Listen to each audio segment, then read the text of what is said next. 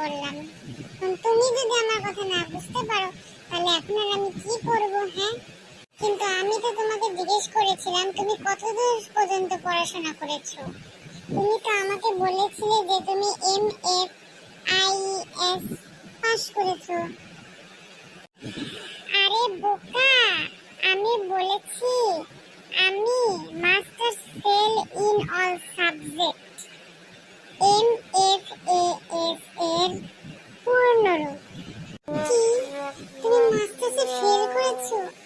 হায় হায়, আমার কপাল পুড়ে গেল। আমি কাকে বিয়ে করেছি, যাকে আমি ভেবেছিলাম MFIAS মানে অনেক দূর পড়াশোনা করেছে বুঝি। তোমার তো দেখছি শিক্ষাগত কোনো যোগ্যতাই নেই। হায় হায়, আমার জীবনটা শেষ করে দিল গো।